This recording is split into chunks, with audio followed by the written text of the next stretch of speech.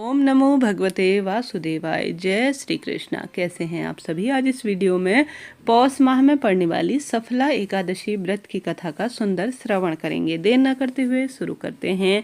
भक्तजनों, महाराज युधिष्ठिर ने पूछा कि हे जनार्दन, पौष कृष्ण एकादशी का क्या नाम है? उस दिन कौन से देवता की पूजा का विधान है? कृपया करके मुझे बताएं। और पूजा विधि, इसके नियम क्या हैं? कौन से ऐसे कार्य हैं जो इस दिन करने चाहिए? इस बारे में संपूर्ण जानकारी मुझे बताएं। तब भक्तवत्सल भगवान श्री कृष्ण कहने लगे कि हे धर्मराज, मैं तुम्हारे स्नेह के कारण तुमसे कहता हूँ कि एकादशी व्रत के अतिरिक्त मैं अधिक से अधिक दक्षिणा पाने वाले यज्ञ से भी प्रसन्न नहीं होता हूँ। अतः इसे अनंत भक्ति और श्रद्धा से युक्त होकर करें। हे राजन, द्वादशी युक्त पौष कृष्ण एकादशी का महत्व तुमसे कहता हूँ, एकाग्र चित्त होकर सुने। आप सभी भक्तजनों को हर हर महादेव। जय श्री कृष्णा। राधे राधे। आज संपूर्ण रूप से सफला एकादशी के व्रत का नियम सुने, जो कि स्वयं श्री कृष्ण भगवान ने युधिष्ठिर से कहे थे। कमेंट्स के द्वारा आप सभी भी जय श्री हरि लिखना न भूलें। आरंभ करते हैं। जय श्री हरि विष्णु। ओम श्री विष्णवे नमः। इस तरह से श्री कृष्ण भगवान प्रेम पूर्वक युधिष्ठिर से कहते हैं, भक्तजनों ध्यान से सुने। इस एकादशी का नाम सफला एकादशी है। इस एकादशी के देवता श्री नारायण हैं। विधि पूर्वक इस व्रत को करना चाहिए। जिस प्रकार नागों में शेषनाग, पक्षियों में गरुण, सब ग्रहों में चंद्रमा, यज्ञों में अश्वमेध यज्ञ और देवताओं में भगवान विष्णु श्रेष्ठ हैं, उसी तरह सब व्रतों में एकादशी का व्रत श्रेष्ठ है। जो मनुष्य सदैव एकादशी का व्रत करते हैं भक्तजनों, वह मुझे परम प्रिय होते हैं। इस व्रत की विधि ध्यान से कहता हूँ, सुनो। मेरी पूजा के लिए ऋतु के अनुकूल फल, नारियल, नींबू, नैवेद्य आदि 16 वस्तुओं का संग्रह करें, अगर आपसे हो सके तो। इस सामग्री से मेरी पूजा करने के बाद रात्रि जागरण करें। इस एकादशी व्रत के समान यज्ञ, तीर्थ, दान, तप तथा कोई और व्रत नहीं मुझे प्रतीत होता है। 5000 वर्ष तप करने में जो फल मिलता है, उससे भी अधिक सफला एकादशी व्रत करने से होता है। हे राजन, अब आप इसे एकादशी की सुंदर कथा का श्रवण करें। श्री कृष्ण गोविंद हरे मुरारी, हे नाथ नारायण वासुदेवा। जय श्री कृष्णा। जय श्री हरि विष्णु। कथा इस तरह से है। चंपावती नगरी में एक महिष्मत नाम का राजा राज्य करता था। उसके 4 पुत्र थे। उसमें से लंपक नाम का जो बड़ा राजपुत्र महापापी हुआ करता था। वह पापी सदा परस्त्री, वैश्यागमन तथा बुरे कर्मों में अपने पिता का धन नष्ट किया करता था। सदैव ही देवता, ब्राह्मण, वैष्णवों की निंदा में उसका समय व्यतीत होता था। जब राजा को अपने बड़े पुत्र के ऐसे कुकर्मों का पता चला तो उसे बहुत अधिक दुख हुआ और राज्य से उसे निकाल दिया। तब वह विचार करने लगा कि कहाँ जाऊं, क्या करूं। अंत में उसने चोरी करने का निश्चय किया। भक्तजनों, दिन में वह वन में रहता, रात्रि को अपने पिता की नगरी में ही चोरी करता और प्रजा को तंग कर कर उन्हें मारने का कुकर्म करता था। भक्तजनों, कुछ समय पश्चात सारी नगरी भयभीत हो गई। वह वन में रहकर पशु आदि को मारकर खाने लगा। नागरिक और राज्य के कर्मचारी उसे पकड़ लेते, किंतु राजा के भय से उसे छोड़ देते। भक्तजनों, वन के एक अति प्राचीन विशाल पीपल वृक्ष था। लोग उसी भगवान के समान जो है उस वृक्ष को पूजा करते थे। उसी वृक्ष के नीचे वह महापापी लुम्पक रहा करता था।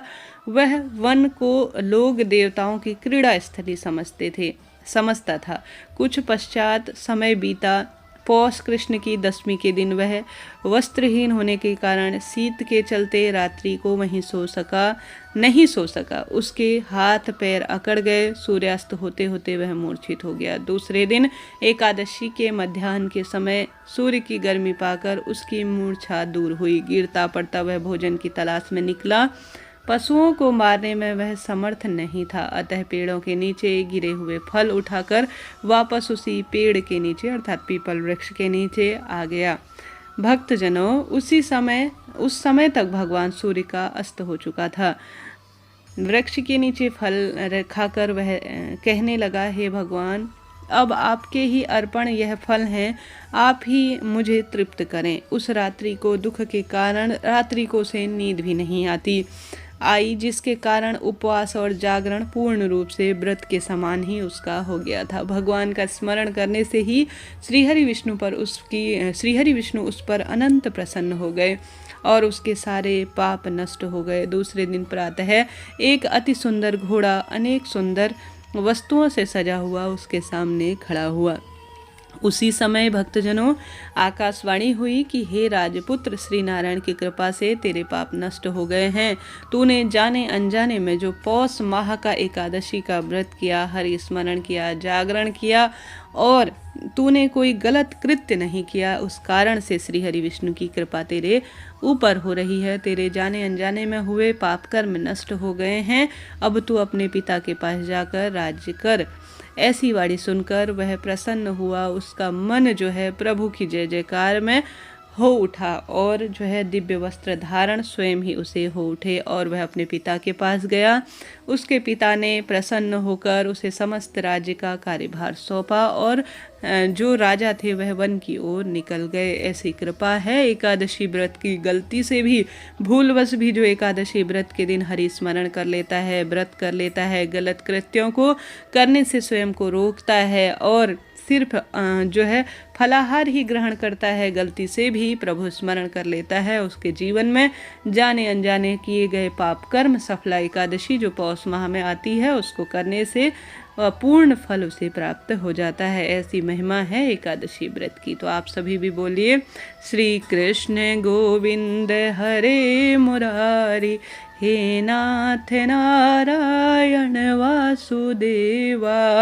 जय श्री हरि विष्णु, जय एकादशी मैया। अब क्या हुआ भक्तजनों, ध्यान से सुनिए। अब लुम्पक शास्त्र के विधि के अनुसार राज्य में राज करने लगा। उसके स्त्री पुत्र आदि सारा कुटुंब भगवान नारायण की कृपा से उसे प्राप्त हो गया।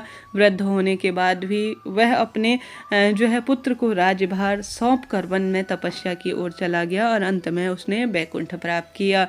पूरे राज्य में यह घोषणा करवा दी कि का व्रत सभी भक्तों को करना है, श्री हरि विष्णु की पूजा विधि विधान से करनी है और समस्त एकादशी व्रत के नियमों का पालन करना है। भक्तजनों, अतः जो मनुष्य इस परम एकादशी का जो कि सफला एकादशी के नाम से जानी जाती है उसका व्रत करता है, उसे अंत में मुक्ति मिलती है। जो व्रत नहीं करते वह पूंछ और सींगों से रहित पशुओं के समान है, ऐसा शास्त्र वर्णन कहता है। इस सफला एकादशी के महत्व को पढ़ने से अथवा श्रवण करने से अश्वमेध यज्ञ के बराबर फल मिलता है। जय श्री हरि विष्णु।